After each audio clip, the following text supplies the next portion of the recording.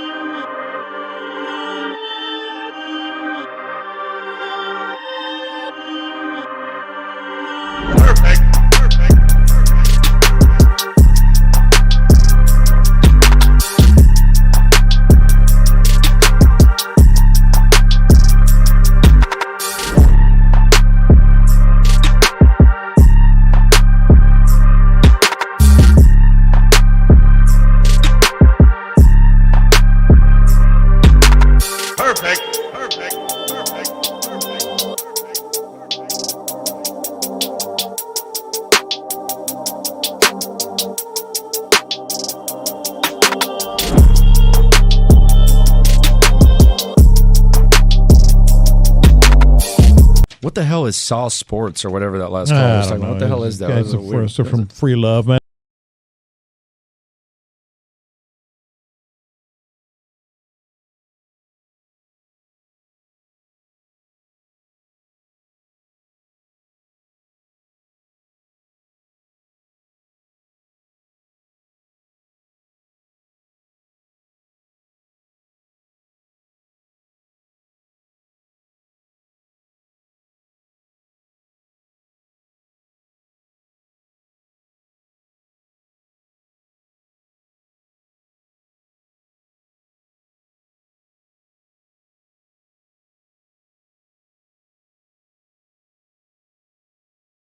Look, all the jokes ain't for everybody, man. You know what I'm saying? You know what I'm talking about? Really? Or they using the sound for y'all already? I mean, everybody already knows how they get down, man. You know, we ain't worried about no imitation from no station, no situation. You know what I'm saying? We ain't even tripping. We gonna do what we do around here, and you know, just make it safe. So apologize for the lack of audio in the beginning. We were discussing a little tweak as we speak, but. Welcome to Salt Sports. If you're not familiar with Salt Sports, man, Salt Sports is a Houston, Texas homer network. We're talking all sports, but only Houston, man, the freshest flavor in H-Town sports. But this is primarily the Texans channel.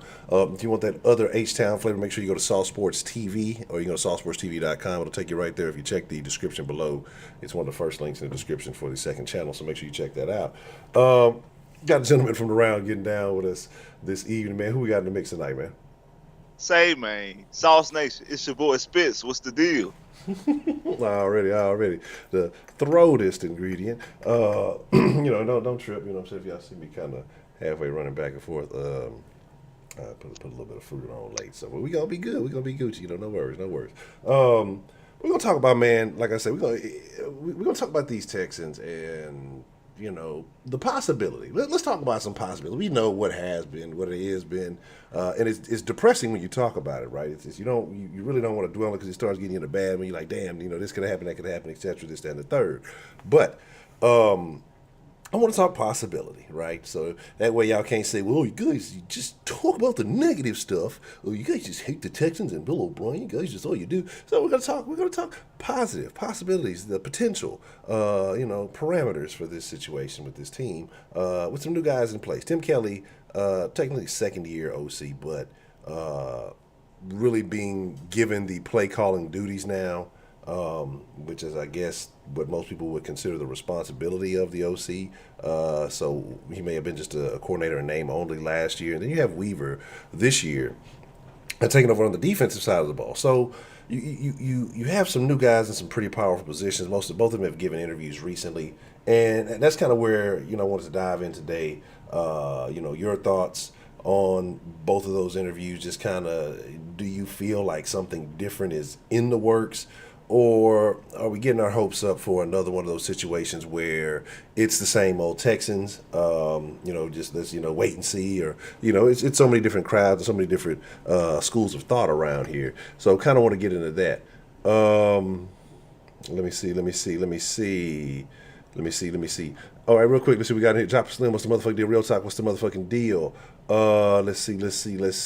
Darren Davis, aka Swisher. Carlos. What's the motherfucking deal? Teron. What's the motherfucking deal? Tanner. Wink in the building. What's the motherfucking deal? Joseph Lopez. What's the motherfucking deal? Purple Drink. You betcha. Let's see. Shakir. What's the motherfucking deal? Cool and Verb. What's the motherfucking deal? Let's see. Adrian Clark. Street Runners. What's the motherfucking deal? Trio Figure. What's the motherfucking deal? Quail, what's the motherfucking deal? Let's see.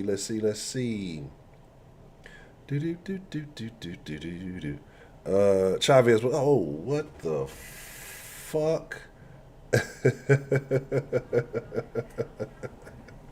Oh, shit. Well, goddamn, man. It's too much sauce. Appreciate the love, Mr. Real Talk. Look, I was running down the thing. Yeah, and I apologize for that. I was busy trying to tweak the little intro, and sometimes, not sometimes, all the time, it's always substance over the little flashy stuff. But I've been trying to get that fixed the last couple of days, so I was like, fuck it, and that's why I delayed it back a little bit. Man, I appreciate the love.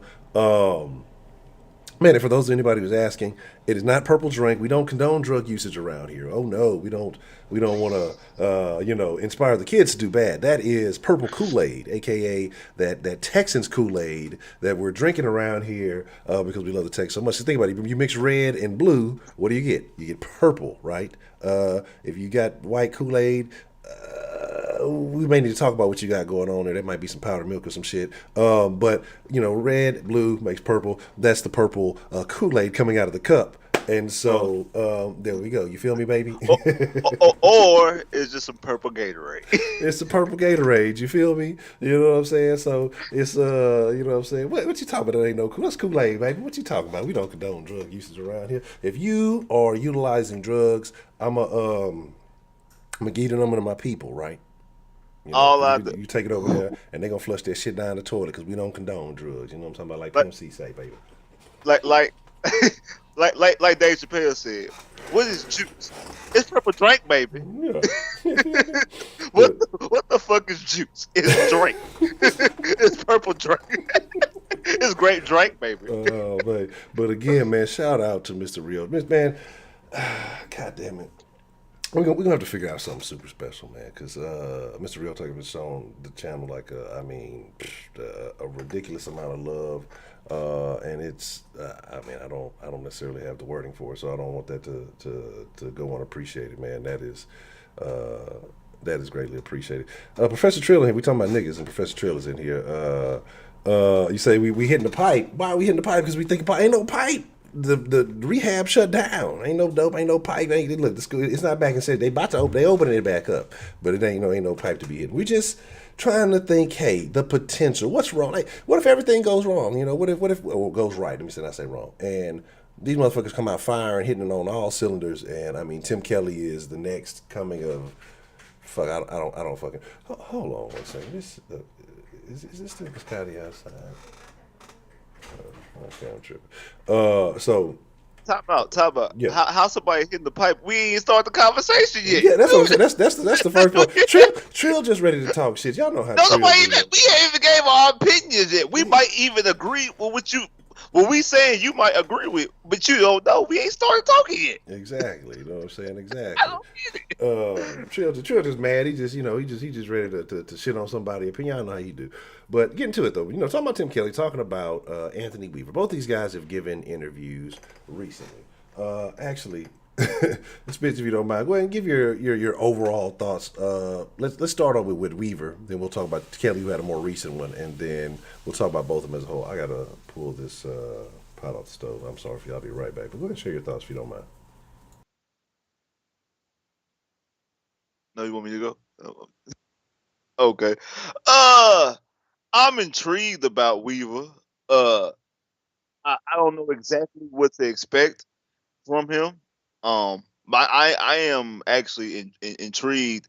I would prefer them to go outside and got another defensive coordinator, but I want to see what I want to see what he can do with some of these pieces. Like he does have a tough hill to climb because we still off the gate. Well, a lot of offenses, we're gonna be facing the Super Bowl champions, and that strong ass offense week 1, and then you're going to go against Lamar Jackson, the MVP, week 2. In Roethlisberger, week 3. I mean, against Gary Kubiak's type of offense in week 4. Jacksonville, you're gonna catch a break. Got Derrick Henry in week 5, and then week 6 you're gonna have Aaron Rodgers, and we already know what that is. So his first 7 weeks is going to be tough outside the Jacksonville game. So I want to see exactly what he can do. Do you think that? God damn, man, shit. Oh man. Professor Trill said we took him out of context. He said instead of saying sipping the Kool-Aid, he says prefers hitting the pipe. That's the term he's okay. So we apologize, Professor Trill. You know how you be, man. You poor natured niggas be. But Mr. Real Talk, man. Again, appreciate the love. Like we gonna like when we build in the Sound Sports Studios, we're gonna have a wall of Real Talk. Because man, I mean, goddamn, you have been showing a ridiculous amount of love. Like, look, y'all, look. Can we get a thank you to Mr. Real Talk, man? If you appreciate the sauce and you appreciate his support of the sauce, which I know I truly do, can we get a thank you, man? Definitely making shout out, big shout out. But you mentioned that he has Weaver has some tough opponents coming up, right? Right. And I mean, right out the gate. Yeah, especially like he don't even get to dip his toe in the pool. He gotta go way to the deep end. he got a cannonball in the deep end. He can't ease into the pool. He can't do like black folk do when they go to the ocean. Black folk when we hit the beach, we don't never go in the ocean. We just just touch the little piece of the water that's barely coming up, and act like we did some shit, might splash around a little bit. We ain't about to go full fledged into the ocean. We don't do all that surfing and shit. Like we can do all this. We right here. We go knee high. Yeah, he's going way out there. Yeah, that's and it's unfortunate for him. But do you think that he gets a pass in his first year? I mean, first time DC, first year guy, and you would think people would obviously recognize that he's going to have an extremely tough slate. And what I mean by that is, for any DC, I mean, you could talk about a seasoned veteran. It would be a tough road to start off like that. So a guy coming out the gate like that, should we be giving him leeway? Should we be saying, okay, hey, there's going to be some bumps and bruises? How do you handle Weaver if the defense is struggling coming out the gate? At the end of the day, this might be one of those rare cases. It's maybe you could say catch-22, double-edged sword, but both, and this goes for both Weaver and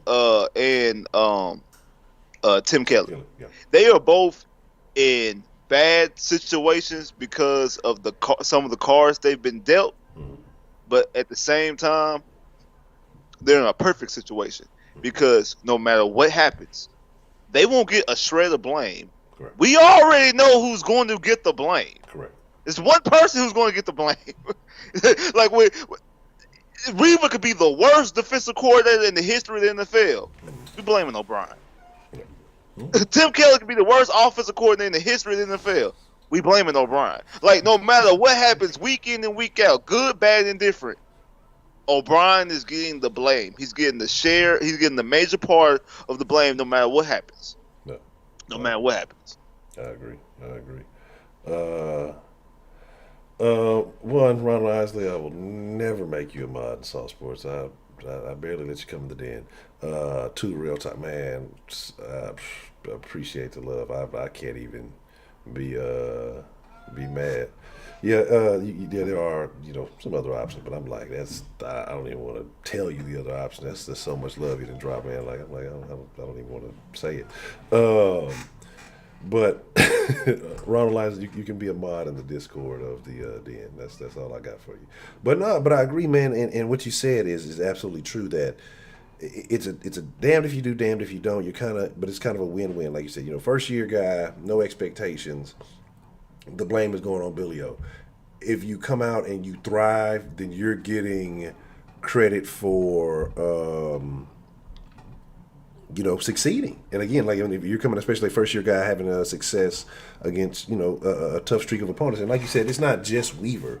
It is Tim Kelly too, because you have to put up points against these guys. It isn't just about stopping them, right. But it's about again having to be able to match these guys. So if you can show that, hey, I can take a guy like Deshaun and especially we'll get more Kelly in a second. You take a guy like Deshaun and make him look like he's back in that conversation where he was his rookie year. I think people start paying a lot more attention, and then I think you have another problem after that. But we'll get to that in a second. Weaver, I like Weaver a lot, man.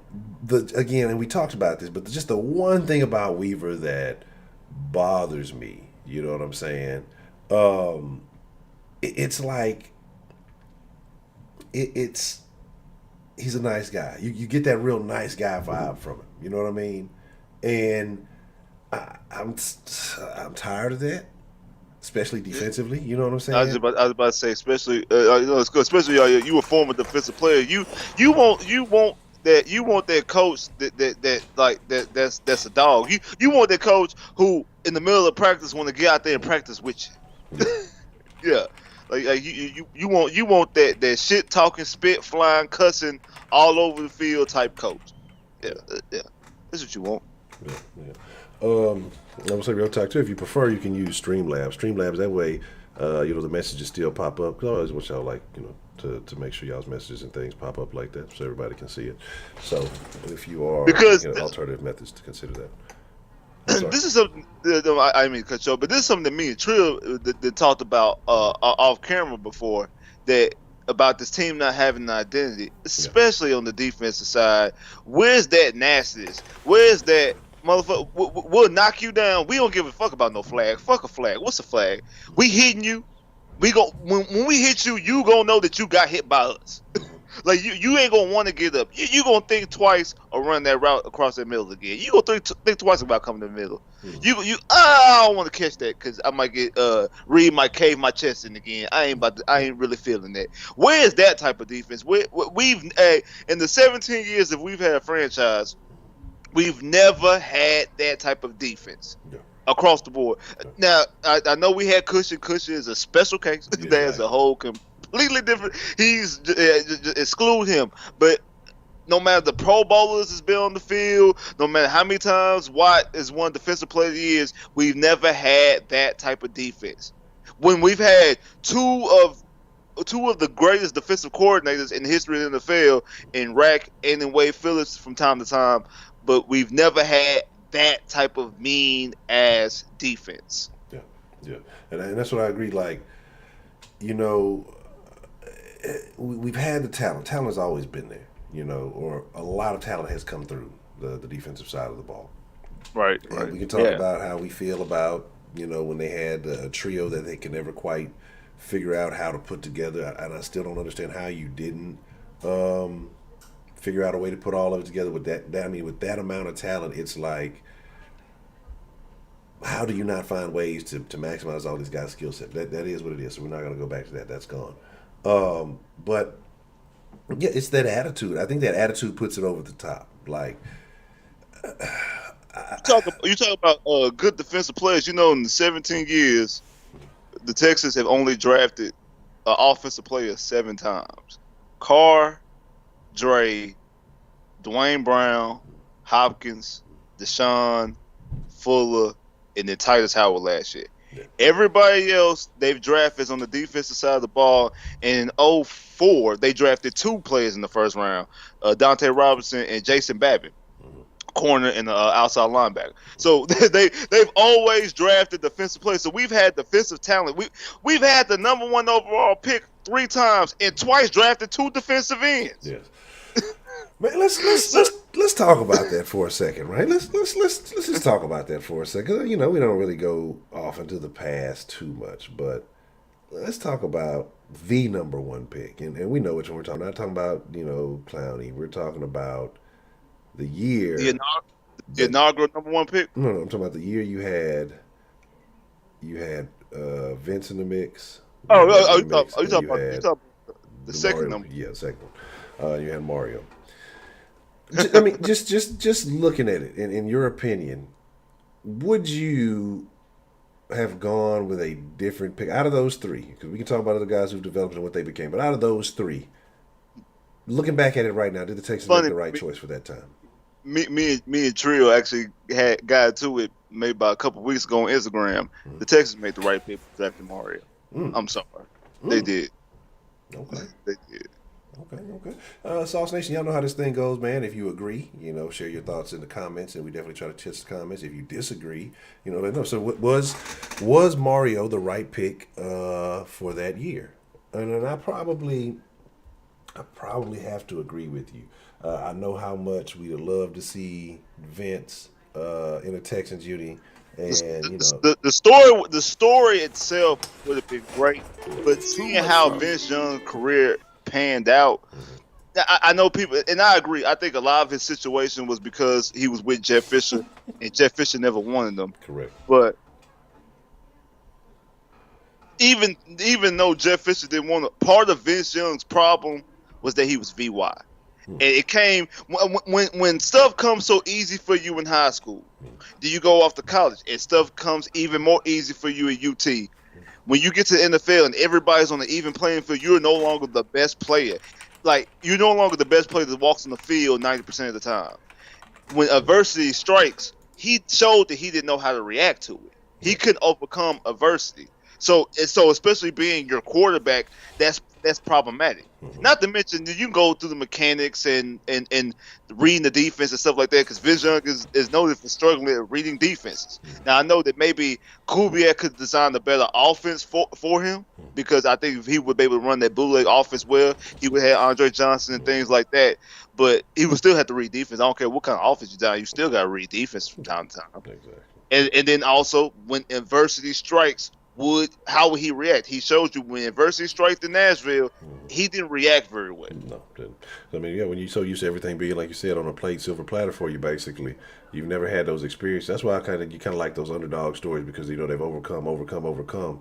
So when it comes time to face something, you know, they tend to handle it a lot better than other guys. Hector Flores, appreciate the love, man. Some super saucy super chat love. Said even the movie Draft Day had the Texans picking defense in the first round. I have never seen that movie. Is it a good movie? I've never seen Draft Day. I was actually thinking about a bunch of movies I hadn't seen earlier. Just that wasn't on it, but I was just thinking about it's just a few things on my list that you know, people would call required watching that maybe I forgot to put on there. So I'm gonna have to see how that goes. Oh, we're supposed to be doing that in the den too, the movie watch thing. But okay. So, you know, let's talk about Kelly for a little bit, right? And you know, Kelly, we've been kind of knowing about him for a little bit, and you know, his position and where he's at. I think Weaver, I won't say it was unexpected that a DC was coming. Maybe him being that guy was unexpected. But again, I guess if you've been watching Bill O'Brien too, you know he's a promote from within guy. And so since he's a promote from within guy, he promoted from within. So, you know, here we are. But looking at Tim Kelly, man, and he's come from, I think he was a tight ends coach for a little bit, and I forgot, I think he was on the defensive side of the ball for a little bit as an assistant, and I think he helped out a little bit at Penn State, if I'm not mistaken. But yeah, he's been with O'Brien since Penn State. Also, his brother is the right guard for the Tennessee Titans, or left guard. He a guard for the Titans. Yeah. Okay. Hold on 1 second. But yeah, so that's what I think. So yeah, that's a plus too. You know, again, having I was talking about NFL pedigree. I talk about being able to, have that, the connection with somebody who can play at such a high level. Again, having a brother is. Hold on one second. Give me just one moment. I apologize. It's important, but your thoughts on Kelly? As far as what do you feel like his ceiling is this year? What are your expectations of him? Or do you expect to see somebody independent, or do you expect to see like a Billy O clone? For the most part, I expect to see a lot of semblance of the same. But what kind of made me change my opinion slightly is because now the offense is different, because we have a different style of type of weapons that we do now than we did back in March. We got more speed. You have a true slot corner. I mean, a true slot receiver in Cobb and stuff like that. And the style of running back, you're not gonna be able, like with these two running backs, you're not going to be able to run the football 35 times. Like you're not gonna be able to give these guys the ball 20 to 25 times. Neither one of these running backs are that type of style running back. So I think they're gonna actually go a little bit more to the offense I've been wanting them to do, a little bit more pass, less run, because that's the way our offense is built. It would be built to go more pass, especially Deshaun. So I think it's gonna be slightly different. Like I said, I've been saying this whole time, he's been with Bill O'Brien for the past 7, 8, no.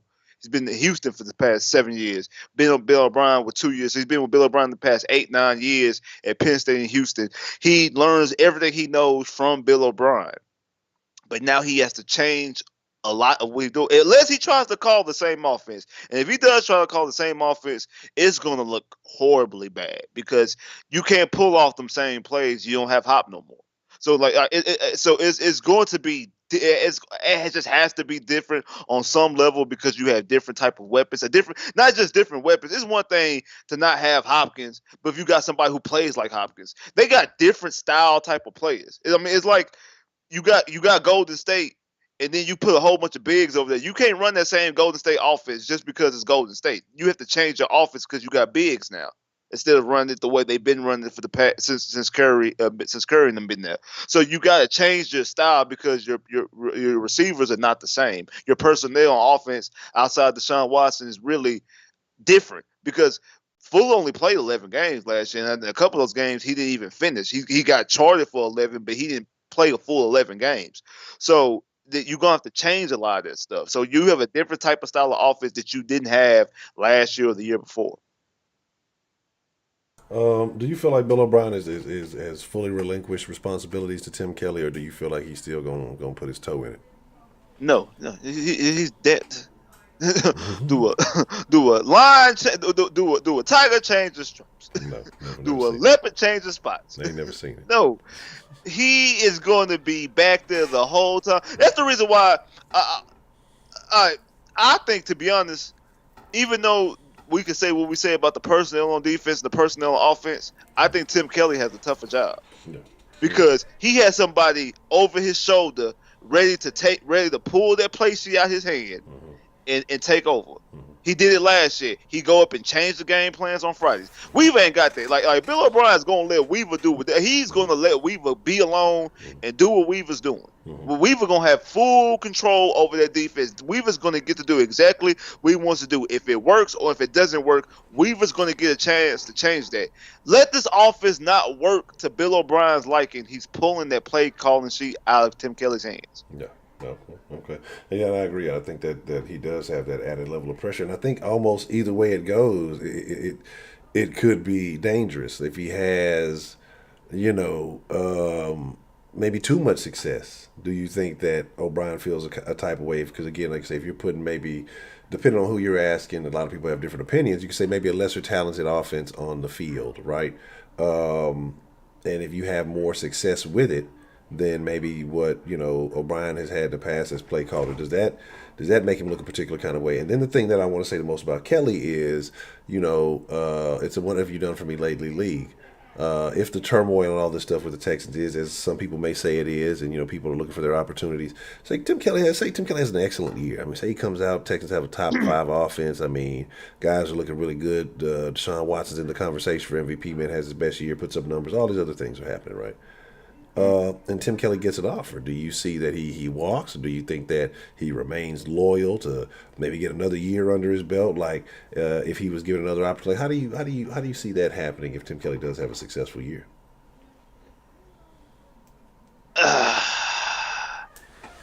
It kind of depends because Tim Kelly can have the offense can have a great year and the defense be bad and some bad like the team itself could be bad. Like Deshaun can have a great year, offense is clicking, but the defense is just what we think this defense is. The defense is just bad, and the Texans are 8-8, 8-8, 7-9. They or whatever the case may be. Because I there's a chance, like I said about the Texans, there's a possibility Texas can start off 1-6. Even though Texas start off 1-6, Deshaun could be having a decent year at the start of 1-6, and if something like that happens, he gonna clear walk. If he can get the job offer, he gonna clearly walk because he doesn't think that Bill O'Brien has certainty in his jobs and job security himself. Yeah. If the Texans end up in the AFC Championship game and either lose to the Chiefs in the tough battle or happen to even make the Super Bowl and lose in that, he might stay. He might be like, I got something good. Let me see if I can get this chip one good time before I go off and take. But then we all know, money talk, bullshit walk. And if that bag is talking right, if that bag is talking right, he might just go ahead and jump ship because sometimes you just like, I don't know how loyal he is to Bill O'Brien. I really don't. He might just be around Bill O'Brien because he got a job. Yeah. But like I was saying, he knows that this guy is ready to pull this play calling sheet off of him. And I know for me personally, if I'm in that situation, I'm ready to get the fuck up out. As soon as my opportunity presents itself, it's a good one. Now, of course, he might not take every single. Like, no, he's not just gonna take no bad team. Just like ain't got no quarterback, ain't got no type of weapons. But say, for instance, if it was the Cleveland Browns, they do got weapons and shit like that. They got a quarterback. If it's Miami, they just drafted a young quarterback, things like that. Or if they a team with a number one pick could able get Fields or get what's our boy name from Clemson, Trevor Lawrence, things like that. Yeah, like maybe okay, yeah, I'll take that job every day. Twice on Sunday. So it depends on that type of situation. It depends on who's offering the job and exactly what the actual situation is in Houston. But to the main point, I don't think he will be 100% loyal to Bill O'Brien because that does have some type of disconnect. And to be honest, I really don't think that anybody, especially from what Hopkins said, I really don't see anybody having a real relationship with Bill O'Brien. You think even with the coaching staff the same way? I think so. I don't think nobody really like. Just look at him. Is Bill O'Brien the type of person that you just want to just hang with? No, like he don't like he seems too hot headed. He gets too mad too quickly. You like, hey, you take yourself a little bit too serious. Calm down. Like I don't really think. I think the only person I think the only person that actually has a real genuine relationship with Bill O'Brien is Deshaun. And that's because at the end of the day, Bill O'Brien knows his job depends on number 4. So I'm going to make sure I have a relationship with this guy. Okay. And shout out to Unspoken. I do think that's a very important point, too, as far as the offensive line, finally getting all your guys healthy now coming into the year. I think that's going to be critical. As far as like you said, building that consistency, but again, like I say, that continuity is important. Having the same guys, being healthy, because it's not just about them understanding, but again, for Deshaun has an understanding of how they block. They have an understanding of how each other reacts to particular blocks when it comes to picking up stunts, whatever it may be. They have that understanding. They know each other's habits, so they know the likelihood, of what's going on. So I think that's very important. That they are healthy, but again, now it's about actually getting on the field, and that's a term Tim Kelly used often in his statement, was getting in the grass or on the grass or whatever, and executing from there. So I think it's a lot going on, and I don't know how I expected to see again. With them being able to get kind of back together and actually start practicing, it should be interesting.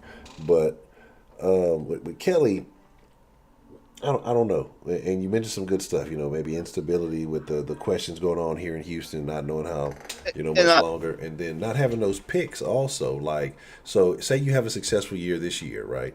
And you got to look right, at it. I'm getting some offers. I'm getting some opportunities. Okay. right. Well, what do we have happening next year? Well, we don't really have a None to lot the of third round. asset. Yeah, none to the third. We don't have assets. We don't have a lot of caps. So picking up a big name guy is probably going to be unlikely, especially if they play with no fans this year. They were talking about, I guess, what it's like a $218 million loss for the Texans, and they were talking about how what impact they could have as far as the cap and things going forward. It could be interesting. Also, also, how does he feel? Not to be on the dead horse, but this is a genuine question. How does he really feel about the Hopkins trade? Yeah, Not saying that he like that he ready to quit the team because Hopkins got traded, but just the simple fact is I'm just the offensive coordinator, and you took away my best receiver because y'all had an issue. Okay, what if Deshaun starts? Okay, how do I trust you? Like, because you gotta look at it from this standpoint. How do I trust you to keep my talent on my field correct. for me to be able to do my job as offensive coordinator? Because I know the buck stops with you. Everything starts and stops with Bill O'Brien. Correct. If I go into my own situation, I have more say so because I'm just the offensive coordinator talking to the head coach / general manager. Yeah. Yeah. You ain't got no control. Now, if I'm the head coach, even though I'm not the general manager, I'm the head coach. I have something to say. My input is vastly throughout the whole team, offense, defense, special team decisions. You got to go through me, even though I might not be the final maker. I mean, the final naysayer, because I'm not the general manager. But if I'm the head coach, you have to at least delegate and talk to me. He ain't have to talk to me about Hopkins. You just did what the fuck you want to do.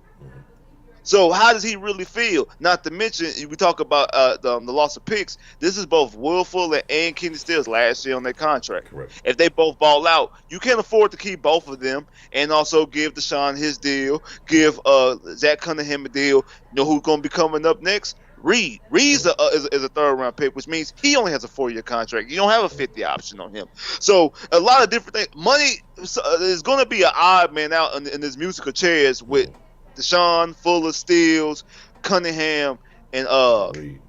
and Reed. It's going to be an odd man out with these music chairs. You can't pay everybody. Correct. So it's one of my guys, or if both of my guys, both Will Fuller and Kenny Stills, going to be the odd man out. Now I lose even more weapons. I lost in a 3-year span. I've lost 3 of my top receivers. Correct. I have no control over that. Correct. So if I do a great job this year and get a nice offer somewhere else, I'm thinking about taking that because I can't trust what you're doing from a general manager standpoint. Correct. And again, yeah, you got to strike while the iron's hot, especially if you come out and you have success, especially with these guys, and you can speed and use all the stuff in your favor. Because again, next year, like I say, you're not gaining really any assets. You're going to probably be coming back with mostly the same team, just a year older. And it's going to be, or a less talented team if you're trading off, key pieces depending on what you're trying to do, if you're trying to get more draft picks or whatever. So it could be less talented, less experience, however you want to look at it. So I agree, man. I think if a guy like Kelly does well, and I'm hoping for him to do well. I'm hoping to see something different on the field. I'm hoping to see some explosiveness. Right. And if he gets an offer, I would agree that this would be the time to take it because again, you're not gonna. I don't think he would look as good next year if that is the case. I saw somebody mention, I don't know, maybe they might have took their thing off, talking about we've seen the offense put up 50 points and then it's so inconsistent. Yeah, we've seen it put up 50 points and we've seen it struggle to put up 20 points. They were down 35-3 against the Denver Broncos in the third quarter at NRG Stadium. It's terrible. Just nightmares. That's again when I became a disciple of Ray Ray. Shout out to Ray Ray. But that's my thing. It's like. That's what I'm hoping to see from Tim Kelly, I think, more than anything else if we're talking about this offense, and that is consistency. If you're going to be a 24-point offense, that's what you put up about a game, then, be consistent with that. If you're going to be a high-scoring offense, then be consistent with that. Like, I don't want to hear any more of the game plan offense. I don't want to hear any more of, well, let's see what they do, and then we'll do something. You're not fooling anybody by doing that. You're playing into their hands more than anything else, because it's about the mental aspect of the game. Now they've already won that battle, because mentally we're going to make you adjust to us, and then now you have that burden on top of everything else to try to figure it out. And so it's to me, Billy O makes the job more difficult than it needs to be. Right. Because he's overthinking things. He's trying to be too smart. Because yes, in a theory, if I have, I in the theory, because I know he likes to run a lot of option routes. Yes, in the theory, yes. If the routes are, if I don't have a specific route, if my receiver and quarterback can go out there in every play line up the exact same way and run 100 different plays, because every route could be different depending on what the defense is doing. You're reading the defense, you're dictating what the defense, or the defense is doing that, I'm gonna do this. But you have to have both your quarterback and receiver read the defense correctly, right, and at the same exact time. Yes. So on paper, as a thought, yes, that seems like it would be a virtual unstoppable offense. But it doesn't always work like that. No. And you need to start being reactive and start being proactive, and making the defense dictate to you. Exactly. You're the one that set the tone and make the defense. They gotta do what we gonna put the defense in the situation what we want to do, and that's part of the reason why the Texans struggle to score first throughout this whole season. Correct. Because they were too busy worried about what the defense is going to do instead of going out there and doing what they was going to do, dominate, punch them in the mouth first, and see it. Like, everybody got a plan until you get punched in the mouth. Iron Mike said that. And I still don't want to get punched by Iron Mike. You seen that motherfucker lately? That motherfucker's still a killer. Everybody got a plan until you get punched in the mouth. So why don't you start punching in the mouth? Yeah. Instead of getting punched and then try to come up with a plan. Exactly. Trying to, and that's the problem. Exactly. I agree. It's all about, well, whatever they do, then we'll try to respond. And if you don't respond, again, like being reactionary makes it that much more difficult on you. That's been part of the thing. We've talked about aggressiveness with this team as a whole. They've been a bit more aggressive than we can talk about as far as dealing with the roster moves. You can, if you like them or not, regardless, they're aggressive. Not always aggressive doesn't always mean good, but they are aggressive, so I'll give them that. Now I want to see that on the field. Like, I want to see that offensively. I want to see those points on the board. Like, I want to see this translate. Like, so with all of these pieces, like I said, changing everything, kind of mixing and matching, are we giving the Texans leeway to kind of get that offense going, or should there be an immediate expectation of success, considering this isn't Tim Kelly's first year, this is his second year? I'm sure there was a lot of difficulty. If the rumors were true that he was installing offenses last year, then O'Brien comes and changes them up. But at least there is some familiarity. I want to go back to something you said though, real quick, about reading those defenses and offense. And the best way for that quarterback and that receiver to be able to read that defense at the same time, a little word called chemistry. Building that chemistry. And when you just throw it away because you don't have chemistry with a player, again, that's not the best interest of the TEAM. It's the best interest of the ME, because I don't have chemistry with this gentleman, even though he has this rapport with everyone else. Because we talk about these receivers. I mean, let's be honest, man. You've changed a piece or two. You can talk about Cobb, you can talk about Cooks, but again, you still had Stills and Fuller there last year, and we didn't really see. Again, it could be under Bill O'Brien, how you want to look at it. We just didn't really see that offense the way that, everybody is making it seem like it's going to happen now this year with four guys. I mean, I could be wrong. But technically, they could still have the exact same offense and kept they could have the exact same offense, like weapon-wise, and kept Hop. Yeah, absolutely. They could have kept Hop. They could have used a third-round pick to trade to get Cooks, and they could have easily. I mean, Randall Cobb was a free agent. They could have signed Randall Cobb. So, like, it wasn't like they had to move Hop money around to sign Randall Cobb. Like they could have. Hop was vastly underpaid, so they could have got what they have. And don't let people fool you that want to come out there and again, not to beat a dead horse about the Hopkins trade, but Cooks was not part of the plan when they moved Hop, because they didn't acquire Cooks till damn near a month after they traded Hopkins.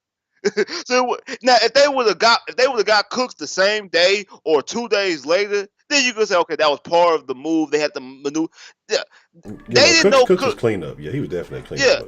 Yeah, Cooks got dealt later on the same way when I said about when we signed Honey Badger. That was not part of the free agency plan. Don't let them fool you. The big free agent that year for them at that point in time was Aaron Colvin. That's when they had their press conference. They shot out Aaron Colvin. They had him come. They were done with free agency. 2 weeks later, the Cardinals cut Honey Badger, and then because him and JJ got the same agent, they was able to finesse that deal. Like he was not part of the plan. It just happened to feel right. It just happened to fall into the mix. Same thing with Cooks. Cooks was not part of the plan originally. He just happened to come available later on. So you could have still had Hopkins, got Cooks later on, and still acquire Randall Cobb, and that's your offense.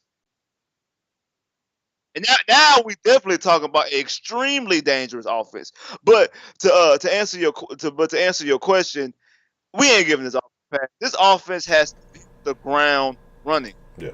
This offense has to hit the ground running. I don't want to hear nothing about. I don't want to hear nothing about the chemistry. I don't want to hear nothing about. We ain't got a chance to work with each other because of COVID. All 32 teams got to deal with the same thing. Everybody got to deal with the Skype and the Zoom and all the other stuff that they've been doing up until whenever they're gonna be able to let them work out and go to the facilities. So everybody got to deal with the exact same thing. It wasn't like it was just you. So everybody, that's an even playing field for all 32 teams. So I know it's kind of slightly unfair, but that's the price you pay. You trade for your best player, and you bring this. Now, absolutely. Because if you do something that drastic, you got to have a game plan. If you do something that drastic, you better absolutely have a game plan, and it better work in me. Like there's no wait and see on that. You have a known. You know exactly what you're finna get out of Hoppy. The work ethic, the game mentality, the leadership, everything you're finna get out of this dude. Gonna play hard through injury, whatever it's gonna be, and he's one of the best to do it. You go out and make a wager like that, you better instantly, and not across 2 or 3 players, because that's how we know some fans would do. Well, with Cobb and with Cooks, and you put them together, they had more yards than I. They'll do some goofy shit like that. That's not how it works. You better see a player for player exchange. So, I mean, I think that sets a high bar for Cooks that maybe he didn't ask for or whatever it is. Again, he just won a job. But we'll see. I put it to you like this. I don't even care how great this are. The Texans can have the best offense in the league. Can have a virtually unstoppable offense. Nobody on this offense is going to be able to put up more numbers than Hop. No. And that's not even a knock at nobody, or that's not even a knock. That's not even a knock at nobody. One, it's more people to spread the ball around. So even if everybody's having an excellent year, like just say for instance, Deshaun throws 5,000 yards, and everybody say Fuller, Cooks, Steals, Cobb all have 1,000 yards, but ain't none of them having 1,300 yards because ain't the ball spread around. Even though everybody's having a great year, it's going to be Kyler Murray playing in the Kingsbury offense with Hopkins. He's going to have more numbers, no matter how good the Texas offense could be. Hop is gonna have better numbers than any receiver on the Texans. Yeah. Like the ball, because the ball is gonna be spread around. Hop singly is gonna have better numbers than every Texan receiver. That's just how it's going to be. There's no way to look around this. So if you're gonna play that game, if you're gonna play that game yard for yard or touchdown for touchdown, Hop gonna eat that every time. Hop gonna get that 10 times. Because it's just not gonna happen. No matter how good the Texans offense is gonna be, or could be, Hop is gonna be by himself playing an offense. Remember, Kyler Murray several times last year threw like 55, 60 times a game. Yeah. That's how much they throw the football in Arizona. Yeah. So he is going to get the ball a whole lot. That's gonna be interesting. So yeah, I'm looking forward to it because I'm actually gonna watch Cardinals. I'm a watch Hop. I really don't, like I say. It's very few players here and there that move on. Like I said, that I continue to follow or, even just continue to rock with on social media. But Hop's definitely one of them dudes, man. It is kind of what it is at this point. But it's unfortunate. But here's the deal, man. And I know that I was a little late today, but we got to kind of get ready to drag it up. For those of you who rock with it, we'll be in the den at 10. Having some good conversation. And we're going to do something a little different after the den tonight for those of you who fuck with the den. So make sure you're in there to hear how that works. We're going to Try to have a movie night or something weird like that. But anyway, Fitz, anything you want to say before we get up out of here, man? Oh man, just another good show. I've been a little busy lately. I had to do some stuff, but tomorrow, tomorrow go on. If y'all subscribe to me, go on my page tomorrow because I will have the video on what to expect from Deshaun Watson. Deshaun Watson, not the offense, but Deshaun Watson in the 2020 season is something that I think is very interesting. Some of y'all might have some issues with it, but exactly what to expect from Deshaun Watson this 2020 season. Okay. And as we wind it down, real quick poll. Shout out to Chris Long, appreciate the love, super saucy super chat love, and Side 9, appreciate the super saucy super chat love. Pardon me. Real quick, It's too much sauce. If Arizona goes to the Super Bowl next year, does that have any impact on Bill O'Brien? I mean, say the Texans go to like the AFC Championship, but Arizona goes to the Super Bowl. Does that look negatively upon Bill O'Brien in any way, or it just is what it is?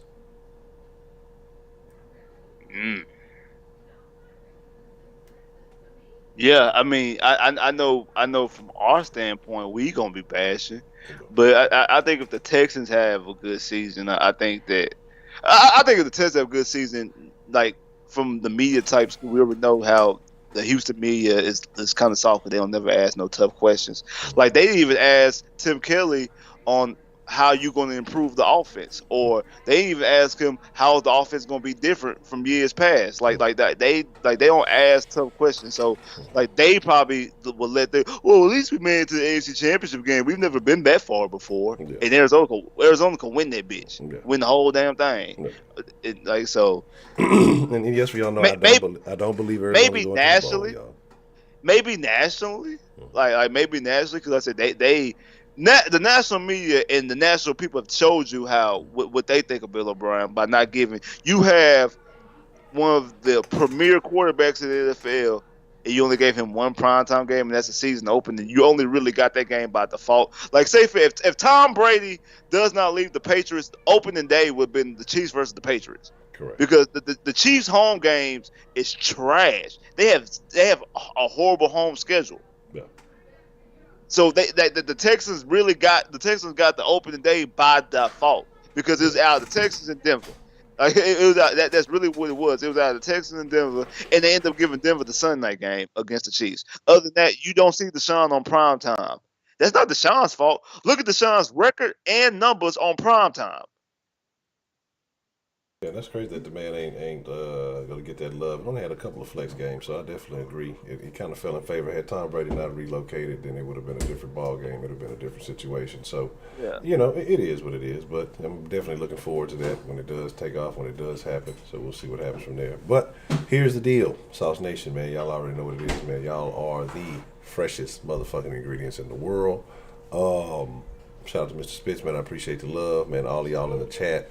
Appreciate the love, and shout out to Real Talk again with the I don't even know what to call it, like super duper super saucy chat. I don't have the words. But just shout out to Real Talk, man. Definitely been just showing a ridiculous and amazing amount of love to the channel, man, and just thankful, very thankful. So we appreciate that. But with that being said, man, y'all are the fresh motherfucking ingredients in the world.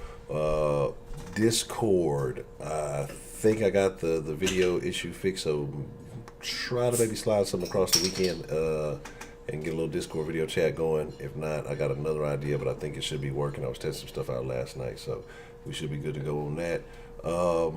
Again, just shout out to everybody, man. I thank all of y'all, but we're going to chunk of dudes. We'll be in the den at 9. I appreciate each and every one of y'all for coming through, man. Again, y'all the fresh motherfucking ingredients in the world. Y'all stay saucy. With that being said, hey man, we finna slide out. We out. Perfect.